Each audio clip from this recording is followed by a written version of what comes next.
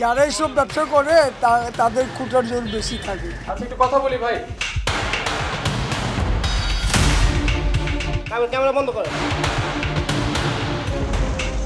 লালবাগের Dhakeshwari road, যার এক পাশে উপপুলিশ কমিশনারের কার্যালয়, অন্য পাশে ফায়ার সার্ভিসের স্টেশন। একটু সামনে এগুলোই দেখা মিলবে চলছে প্লাস্টিক তৈরির মহাকর্মযজ্ঞ। প্রশাসনের ঠিক নাকের ডগায় আবাসিক এলাকার পেটের ভেতর গড়ে ওঠা এই কারখানায় ছড়িয়ে ছিটিয়ে আছে রাসায়নিক দাহ্য পদার্থ।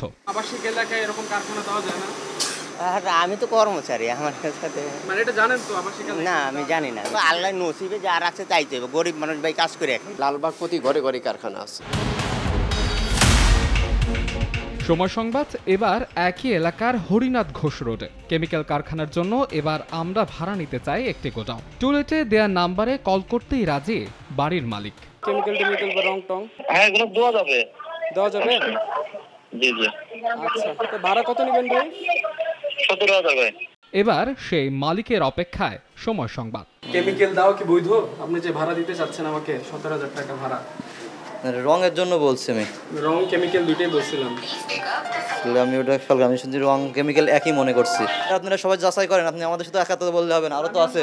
এই ফাঁকে নজর দেয়া যাক টিকাটলির মামুন প্লাজার দিকে। নিয়ম নীতির তোয়াক্কা না করেই একই ভবনের উপরে আবাসিক এবং নিচে কেমিক্যালের বাণিজ্যিক কার্যক্রম। শুধু এই ভবন নয়, পুরান ঢাকার প্রায় সব ভবনেরই একই দশা। এ বিষয়ে কথা বলতে গেলে সেখানকার ব্যবসায়ীদের তোপের মুখে পড়তে হয় সময় সংবাদকে। এখানে যদি আগুন ধরে বাঁচার কায়দা কি?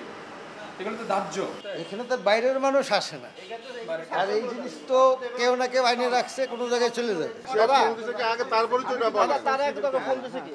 আপনি অনেক আছে যে ফুড গ্রেডের কেমিক্যাল, এই জায়গায় সব ফার্মা আইটেমের কেমিক্যাল।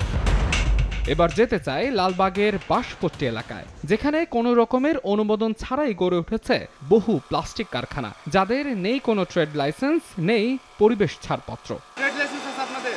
ট্রেড লাইসেন্স আমাদের দেয় না তো সরকার থেকে, কেন? এটা নিষিদ্ধ। আল্লাহ যদি না করে তাহলে এগুলা আপনি জ্বলবো না। আমি ২০ সালের পরে ফ্যাক্টরি করছি, এরপরে দেখেন লাইসেন্স হইতেছে না। বাড়ির পাশে এমন অবৈধ প্রাণঘাতী কর্মযজ্ঞে আতঙ্কিত এলাকাবাসী, কিন্তু নিরুপায় তারা। ঊর্ধ্বতন কর্তৃপক্ষের কাছে বলা হয়েছে, কিন্তু এতে কোনো আমরা ফলাফল পাচ্ছি না। এটা তো রিক্সের এটা, আগুন লাগা তো স্বাভাবিক ব্যাপার না, ক্ষতি ছাড়া আর অন্য কিছু দেখা যায় না এখানে। যারা এইসব ব্যবসা করে তাদের খুঁটার জোর বেশি থাকে, কিছু বলা যায় না তো। এসব প্লাস্টিক ও কেমিক্যাল গোডাউন উচ্ছেদে ফায়ার সার্ভিসের ভূমিকা নিয়ে প্রশ্ন তুললে সচেতনতার তাগিদ দিয়ে নিজেদের অসহায়ত্বের কথা জানালেন সংস্থাটির মহাপরিচালক। যেহেতু আমাদের ম্যাজিস্ট্রেসি পাওয়ারটা নাই, আমাদের যখনই কোনো জায়গায় আমরা মোবাইল কোর্ট পরিচালনা করতে চাই, তখন আমাদের ম্যাজিস্ট্রেট প্রয়োজন হয়। সচেতন করে মানুষকে নিয়ে, স্থানীয় জনগণকে নিয়ে কাজগুলি আইনের প্রয়োগটা করতে হবে। আর নগরবিদরা বলছেন, এখনই আবাসিক এলাকা থেকে এই প্রাণঘাতী ব্যবসা সরানো না গেলে পরবর্তী ট্র্যাজেডির জন্য প্রস্তুত থাকা ছাড়া উপায় নেই। যদি কেউ বেআইনিভাবে কোনো আবাসিক এলাকাতে অনুমোদনহীনভাবে গোডাউন রাখে, তার শাস্তির পরিমাণটা অনেক বাড়াতে হবে।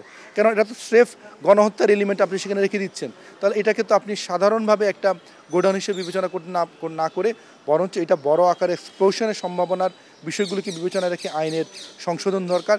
এই রিলেটেড নীতি এবং নতুন আইন তৈরি করা দরকার। নিমতলী, চুরিহাট্টা কিংবা গাজীপুর, এক একটি অগ্নিকাণ্ড যেন এক একটি হত্যাযজ্ঞ।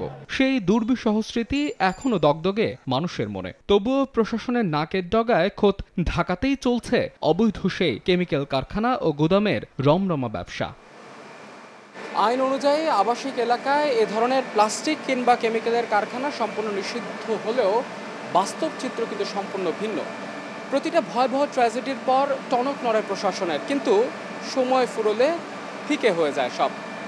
এখনই কার্যত কোনো পদক্ষেপ না নেওয়া গেলে এই কারখানাগুলোর একটি হতে পারে পরবর্তী বিপর্যয়ের নাম। মাহাদ ইসলাম ধ্রুব, সময় সংবাদ, ঢাকা।